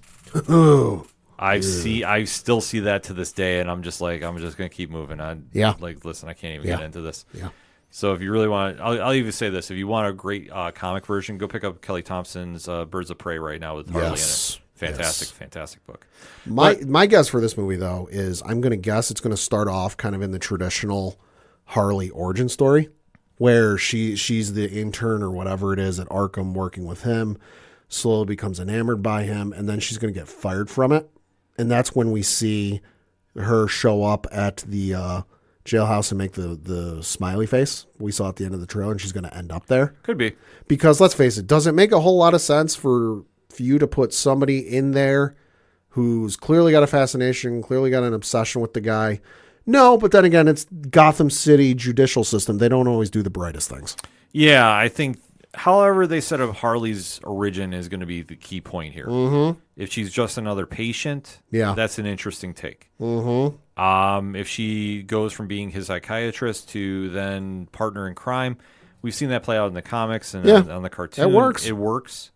So if they try going a different route, that would be interesting as well. Mm-hmm. But I think like for right now, the trailer is okay. Yeah, it's fine. It didn't blow me away, but it got me intrigued enough to go, okay, maybe. Yeah, like I say, I'm not going to bash this, right, by any stretch of the imagination. But if you're asking me about my excitement level, like it's at a 5. Mm-hmm. Like I'm literally, I could flip a coin and go see this. I'm about the same. Yeah. Yeah, which I mean, it is what it is. Like if you're amped up for it, all power to you. Like, listen, be happy about it. And don't let anybody tell you, like, you don't want it. You shouldn't watch it, whatever. And if you really hate it, just keep it to yourself. Like, seriously. We it's not going to sway anybody that wants to say this is their movie. Mm-hmm. I'm just saying, like, from my vantage point, like, this is mid-level right now. And, will I go see it? Maybe. Right. But, like I said, I need to see more before I decide, am I going to clear the schedule and make time to go see this the week it comes out? Or is this one that, like, yeah, you know what, if I got a free day, nothing going on, I could make time to go see it. Yeah. Well, we'll see. We'll have to definitely see, but there's a lot of time between now and October 4th when it hits movie theaters. So in the meantime, hit us up on that hashtag ODPH pod. Joker, Folie à Deux. What is your take on the trailer? Are you excited about this movie or are you not? Let's keep that conversation positive and constructive, and we can talk about it. So hit us up, let us know. We're going to take a quick break. We'll be right back. Hey, this is Scott Snyder, and you better listen to the ODPH podcast, or I'm coming for you, and Batman is coming for you.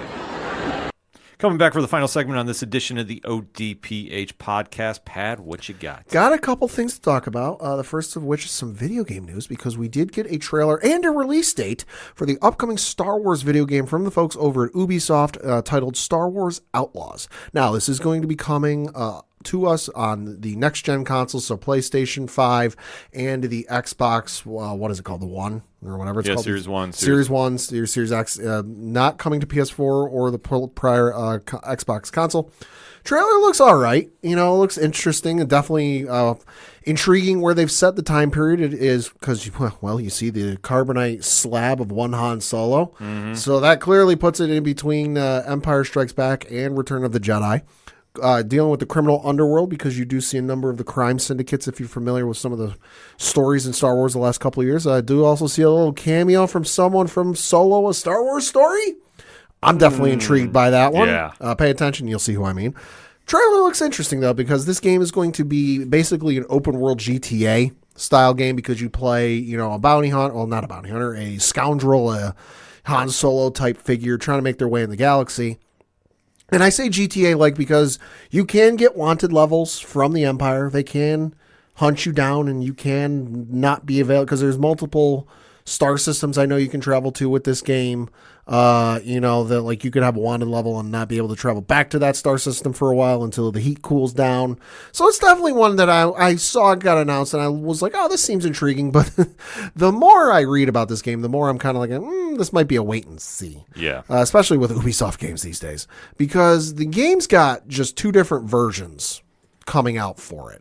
So like I said, it's coming out for the Xbox Series X and then also the PlayStation 5, but there's the special edition and then there's the gold edition. So the special edition will run you $69.99 plus tax if applicable in your state. And then the gold edition is $109.99. Now, why is this? What's so special about the gold edition? And this is part of why I go, not really so sold on this game. If you buy the gold edition, you get 3 days early access. And I'm reading from the listing on GameStop.com. It says, quote, 3 days early access. Play up to 3 days early with the gold edition, which includes the base game and the season pass. Now, it does say the gold edition includes the base game, season pass, which has 2 upcoming story pack DLCs, and an instant day 1 mission and cosmetics. Also, that includes a 3-day early access. And if you pre-order the game, I'm pretty sure this goes for both versions of the game, not just the gold edition, you do get the Kessel Runner bonus pack, including spaceship cosmetic and speeder cosmetic pack. Limited number available while supplies last. Offer is not guaranteed. The reason I'm skeptical about this is, one, it sounds like it's going, now if you've played an Ubisoft game recently, especially the Assassin's Creed ones, it's going to be microtransactioned out of the ass. Yeah. And that'll include some stuff to make the game relatively easy. I know I can speak for, Assassin's Creed Valhalla and Assassin's Creed Odyssey, because I played those 2 most recently. Assassin's Creed Valhalla, I know if you wanted to, part of the fun for me was going around the map, because I put way too many hours into that game. Nothing wrong with that. I'm not judging. 430 some odd hours into that game. But no, I know there was a thing like a microtransaction you could buy. I didn't do it, but I saw it in there, where if you wanted to unlock all of the points on the map without physically going up to them, you could pay the fee and you could do that. There's cosmetics out the backside for both armor, weapons, your mount, your ship. And I get the feeling this is going to be the same way, so I'm really not down with that. The other thing with this, and this has got some people pissed off, and the other shitty thing with this is that it's going to require an online connection to install this game. So for those of you in rural areas or internet areas with internet connection isn't that great, you might not be able to play this game, because reading from an article on IGN.com, it says, quote, Star Wars Outlaws might be one of Ubisoft's most highly anticipated single-player games in a while, but you'll still need an internet connection to install it. Information on the next big Star Wars game spinoff comes from its box art and pre-order information, which became available on retailer websites like Best Buy across the internet today. Those who have already gone to pre-purchase their copy ahead of its August launch might have glossed over the physical game case's cover, which says, quote, Internet required to install the game next to the ESRB rating. It means that even if you own a physical copy, you'll need to be connected online when booting up Star Wars Outlaws for the first time. It's currently unclear how large the installation will be. Ubisoft confirmed with IGN that an internet connection is required to install Star Wars Outlaws and its updates, but otherwise, you'll be free to play offline. Close quote. So, listen, file sizes and downloads for games these days are asinine as is. Talk to any Call of Duty player, they'll tell you that. I'm not down with the whole it's got to be online to download it day one. Yeah. Stop shipping a half-assed game. Ship it fully done where it doesn't need a massive install. Hi, Cyberpunk 2077 year one. So for me, I might get it, but it's definitely going to be a wait and see how this is, because I got some skeptics. Yeah, I'm with you on that. This is going to be a wait and see. It looks good. It looks good. And I'm interested because it's not, your typical Star Wars game, which is usually someone running around with a lightsaber. And hey, I got no issue with that. I enjoy running around with a lightsaber as much as anybody. True story. But it's Ubisoft. I'm skeptical. Then we got to switch to stick with some more gaming news because, hey, did you know they did a remake of the Dead Space series from the folks at EA? What? They remade Dead Space. Took out some stuff that I know some fans didn't like, streamlined a few things. Thought it did well, got some critical acclaim, and folks really liked it. But it sounds like, according to some rumors, we might not be getting a sequel. So, yeah, according to Jeff Grubb on Twitter, he said, quote, EA Motive was working on a Dead Space 2 remake, which was in concept phase, but got canceled/shelved because of the lackluster sales of the first remake. They are now working on Iron Man and Battlefield. So that then led to some folks being not so thrilled because, hey, a lot of people, I didn't really hear too much about people didn't like the Dead Space remake. It was pretty generally like, hey, this is an awesome game. I love this. Right. But EA has now denied those reports. And reading from an article on IGN.com, it says, quote, EA has denied reports that a Dead Space 2 remake was in development before being canceled, with a spokesperson telling IGN, quote, we don't normally comment on rumors, but there is no validity to this story, close quote. EA's comments follow reports from Jeff Grubb, who claimed that EA Motive was working on concepts for Dead Space 2, but that it was ultimately shelved due to lackluster sales of the previous release. However, IGN understands that EA Motive never considered a Dead Space 2 remake. EA hasn't reported the Dead Space remake's official sales, but it was the best-selling new game in the United States in January of 2023. A source tells IGN that Dead Space Remake was ultimately considered to have done well.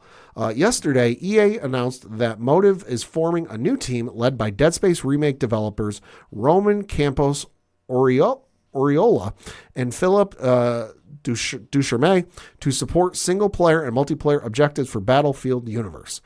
Motive also insisted that Iron Man remains an important priority and that development is going well, close quote. So, who the hell knows what's going to be going on with this game? I know Dead Space fans are probably none too thrilled, but we'll have to wait and see what happens. Yeah, very confusing, to put it mildly. And a little bit of a note for Kingdom Hearts fans, because there's an article on IGN that caught my eye for obvious reasons. And the article headline reads, Kingdom Hearts fans pine for update on second anniversary of its announcement. The article reads, quote, Kingdom Hearts 4 was announced 2 years ago today, April 10th, 2024, and fans are pining for an update from developer Square Enix.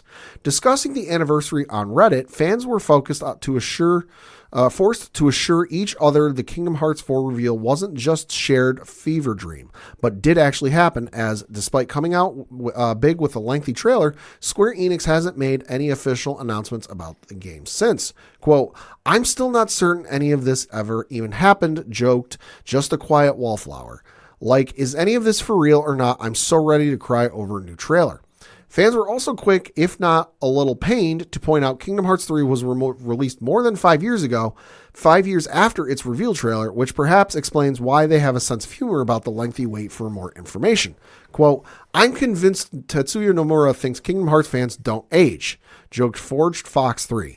Only 11 years to go for its release, added Malka's 45. Kingdom Hearts 4 isn't coming out until there are 4 to 6 lore-critical games on disparate platforms, said Pat Morgan 234. Close quote. So, listen, I want a new Kingdom Hearts game as much as anybody. Yeah, I was going to say, the only person would be the birthday boy today, Tyler Mack from 30 and Nerdy Podcast. Happy birthday to him. But yes.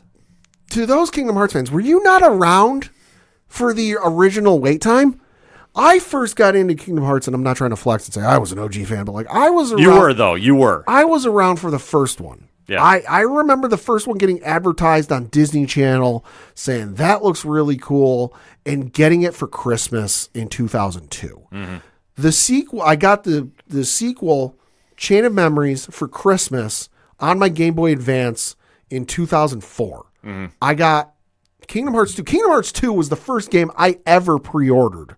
You know, I went to GameStop, or then it was Electronics Boutique EB Games, with my mom, and was like, and I had heard pre-ordering was a thing because this is 2006. I'm still in high school. I had just gotten a job, so I just finally had money where I could access it and do it. And I was like, hey, is it possible for me to pre-order Kingdom Hearts 2? And they're like, yeah. I'm like, how much do I need to put down?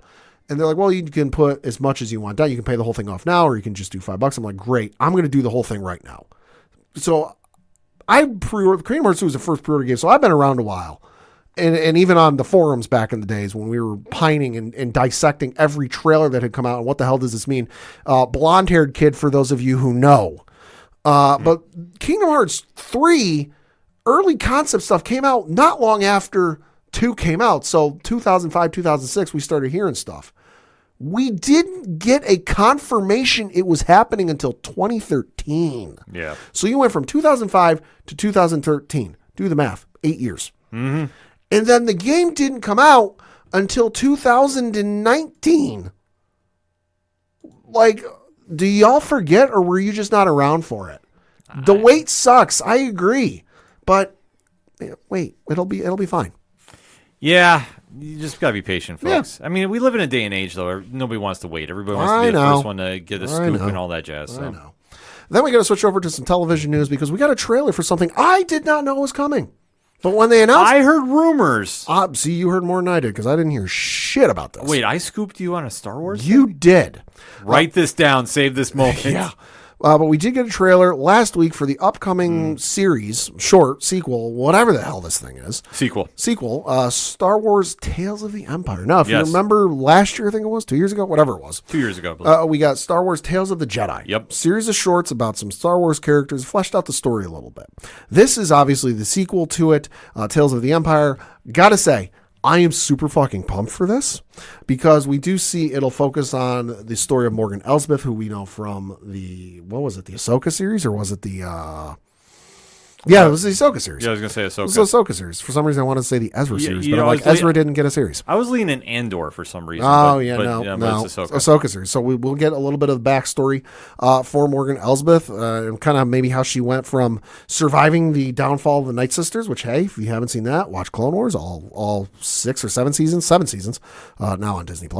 The other one, the more interesting one, is we're also spotted in this trailer, a certain general of the droid type like to use 4 lightsabers. I know Matthew Wood's going to have some stuff to do. Yes. If you know, you know. But no, the other one, the more intriguing one, is we're going to find out what the fuck happened to Barriss Offee. Now, if you don't know who Barriss Offee is, I don't really want to spoil anything. All I'm going to say is if you want to learn about what the hell is her deal and how she got to the point she is in this trailer, go to Disney Plus, look up the Star Wars The Clone Wars. Make sure you're not watching the 2D animated one, that you're watching the 3D animated one. Go to season 5 and go and watch. I'm scrolling through looking for it right now. Okay, there it is. Watch episodes 17, 18, 19, and 20. The final 4 episodes of the 5th season of Clone Wars. You will find out why she's in the situation she's in. It's one of the better arcs of the Clone Wars. And to finally get the payoff and figure out what the hell happened to her, because what we see in the trailer has been a fan theory for a long time. Since the Clone Wars ended the first time when it was on Cartoon Network. So the fact we're actually getting some confirmation on this, I am super excited for. Yeah, I love seeing shows like this. Yeah. We get more of these? I hope so. Because anytime you can really give a spotlight on some lesser known characters, really kind of give a good story behind it. Right. I always think that works. That's like way back in the day with Marvel Comics Presents. Yep. I always thought that was great. Granted, you had a Wolverine story to lead you in, but you also took lesser tier characters and gave them time. Right, and the nice thing with this kind of series and Tales of the Jedi is, it gives you that opportunity to tell the stories of, like you said, some lesser known characters, but they don't necessarily need a full show. So it'll be good. Sticking with some television news and switching over to some Game of Thrones stuff, we did find out from Kit Harington that it sounds like the long rumored spinoff show he was going to do focused on Jon Snow is on the shelf right now. Good. So the article on IGN does read, quote, the Jon Snow-centric Game of Thrones HBO spinoff series that might have offered a glimpse of the events after the finale is, quote, on the shelf, author Kit Harington says. Back in 2022, series creator George R.R. Martin confirmed HBO was working on a Jon Snow spinoff, with the workings titled Snow.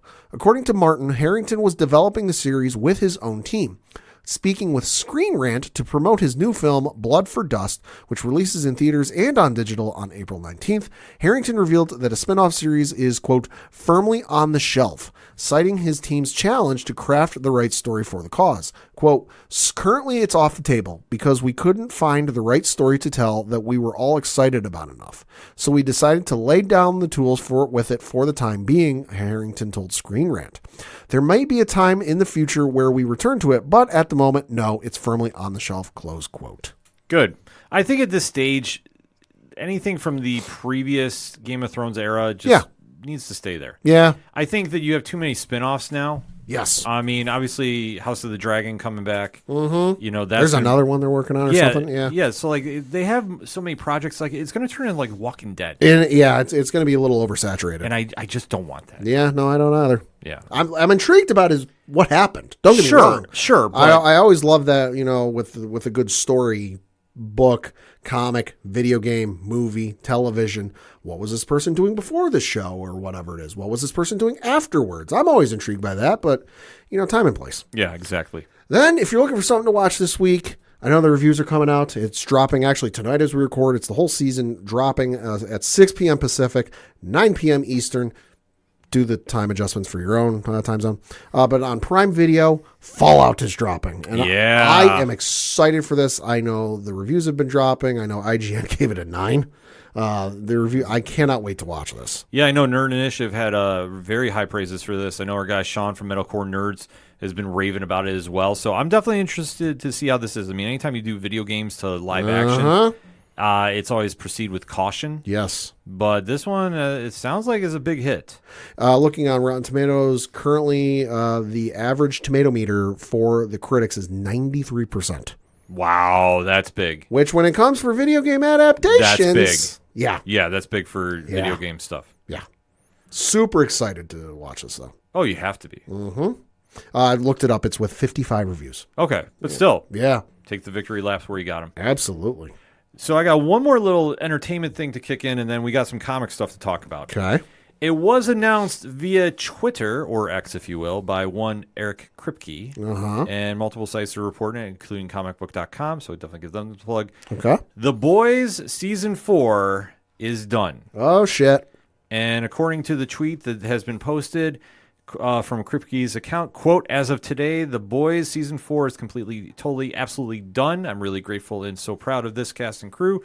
Could be our best yet. Can't wait to unleash it onto the world. Coming June 13th Oh, shit. on Prime Video. That's soon. End quotes. I need more boys TV show in my life. Yes. So very, very excited to see what happens here. Yeah. So a lot of different directions they can go with. Obviously, we'll be talking about it on the show when it comes about as well.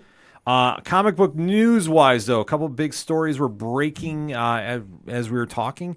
Some big announcements, too. One that definitely caught my eye, and if you know, obviously, this creator has definitely done some legendary work. He's bringing a new ongoing series to our friends over at Boom Studios. Ooh. So according to the press release from Boom Studios, Jeff Lemire is bringing a new ongoing series to Boom. So something to keep an eye out for in the fall.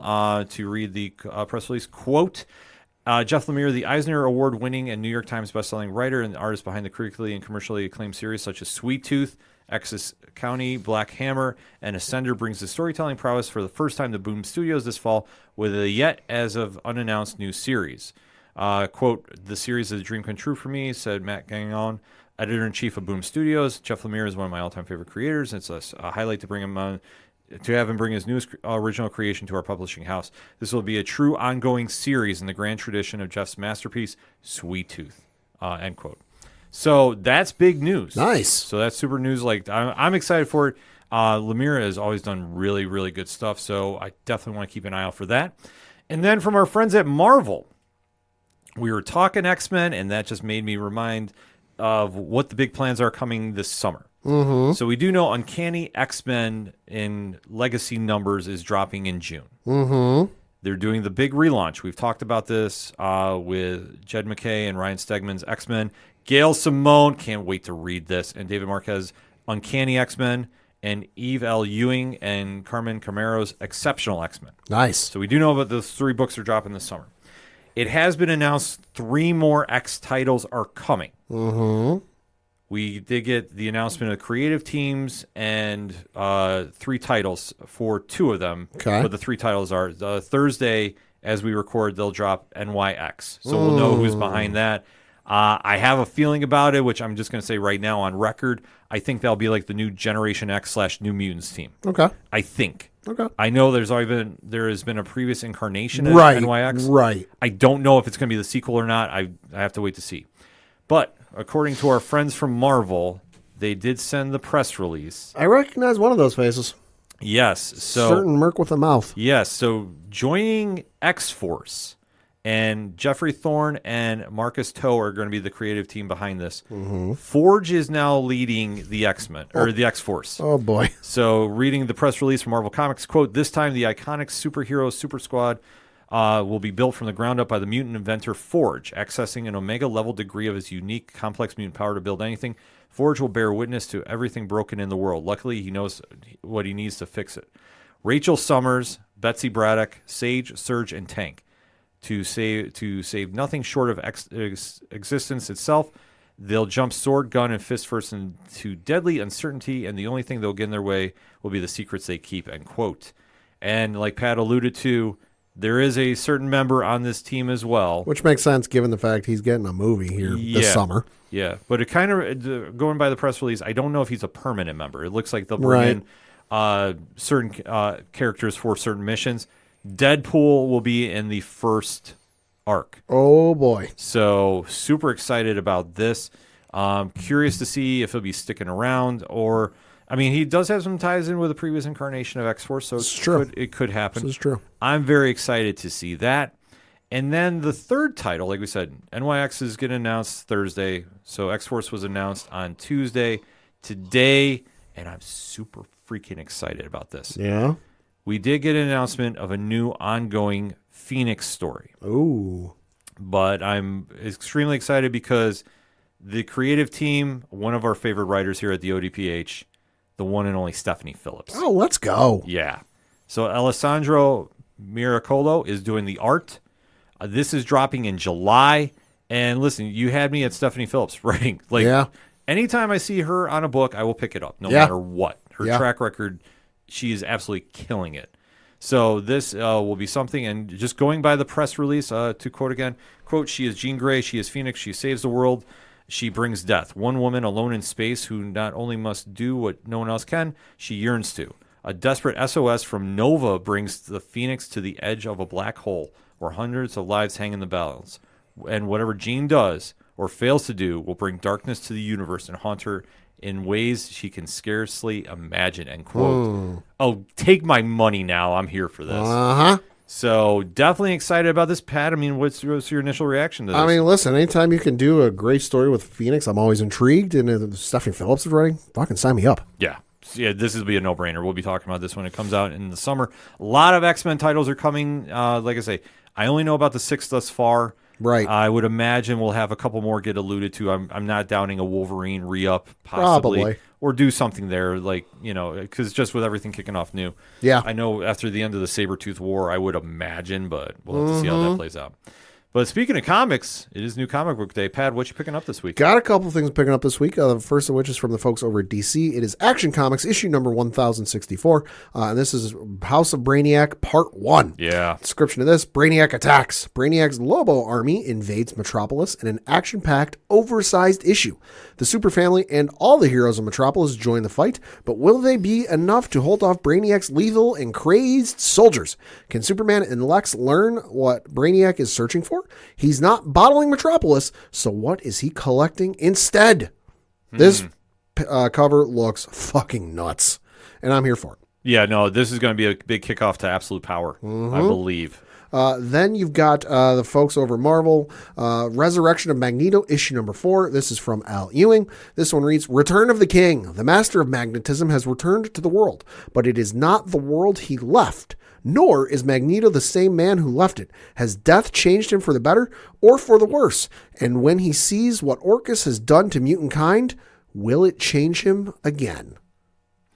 This is an interesting series. So going into the final hours of the Krakoan era, I would imagine there's going to be a lot happening going on here. Oh, yeah. Yeah, the series has been real good, too. Then you've got Invincible Iron Man, issue number 17 from Gary Dugan. This one reads, Tony Stark's greatest accomplishment may have just become the world's most advanced coffin. Trapped with a deactivated armor, Tony must face down his demons and his legacy. Can Iron Man escape, or will mutant kind's hopes die along with him? Not to worry anybody, but, there is a certain armor that looks rather familiar. It looks like Iron Patriot. Yeah, a little bit. But it is choking Tony Stark in a suit. He's not wearing set armor, so should be good. This series, if you haven't read it, start reading it. It's amazing. Yeah, I keep hearing a lot of things about it. I have to catch up. Then you've got Amazing Spider-Man, issue number 47 from Zeb Wells. This one reads, After the events of Web of Spider-Man number 1, Chasm is on the loose. Spider-Man better track down his erstwhile clone and Hollow's Eve ASAP. We're getting closer to Amazing Spider-Man number 50. And the panel of this one, that's looking a little concerning, but it looks real good. I will admit, this looks interesting. Even with Ben Reilly, but I like Ben Reilly as a villain. Yeah. Ben Reilly as Spider-Man, horrible. Hate it. My top 3 of my Thanos snap, he's number 1. Oh, yeah. But Him as a villain, I will give the benefit of the doubt because I think that's how you write him perfectly. Yeah. So I'll have to check that out. Then you've got X-Men 97, issue number 2. This one reads, this is from Steve Fox. This one reads, Sabretooth strikes, and he's not the only threat the X-Men are facing. As Jean Grey and Cyclops prepare to embark on a bold new adventure, a sinister foe makes his move from the shadows. Unleashing a torrent of new terror, can an old friend turn the tide? Or will it be too late to save Wolverine from being ripped to shreds? Close quote. So, of course, this is the comic series bridging the gap between the end of the first X-Men series and X-Men 97. Clearly, if you've seen X-Men 97, you know Wolverine's going to make it okay. But it's what happens in the middle in between. Yeah. Should be real good. Should be interesting. Yeah, I've heard a lot of good things about this series. Then you've got Star Wars The High Republic, issue number 6 from Kevin Scott. This one reads, Back to the light. Someone close to the Jedi fell from grace long ago, but there's always good in people, isn't there? Force users clash as a rogue free wielder terrorizes the sacred streets of an ancient moon. Plus, secrets are revealed as the Starlight Jedi reunite. But how long will their alliance last? Definitely interested with this one, Kevin Scott. Always doing good things. Lastly, certainly not leastly, Star Wars Darth Vader issue number 45 from Greg Pak. This series, oh my God. Description of this, a secret plan to take down the Emperor. Darth Vader has used the Schism Imperial to secure terrible new forces, including the cyborgs of the Mar Corps. After the death machine of Governor Toltaza, but what treasure or horror lies within the martyrdom of frozen tears, and what cost will Vader and his allies pay to secure it? Listen, he's trying to take down the Emperor. That's not an easy task, as we all know, having seen the movies. This is going to be nuts. It's going to be real good. I mean, Marvel and Star Wars is doing nothing wrong, so this is true. Can't go wrong there. All right, for me this week, Pat had a couple of my picks there. Excellent choices too, by the way, my friend. Thank you. So some other books definitely want to keep an eye out for at the comic shop from DC Comics. Arguably my favorite Batman series right now. Yeah. Batman and Robin number 8. Joshua Williamson, Nicola Shemezia. I apologize if I messed the name up. Steps in for art duties with Rex Locus. Simone DiMeo is not on. It does the cover here, but is not on the book for this issue.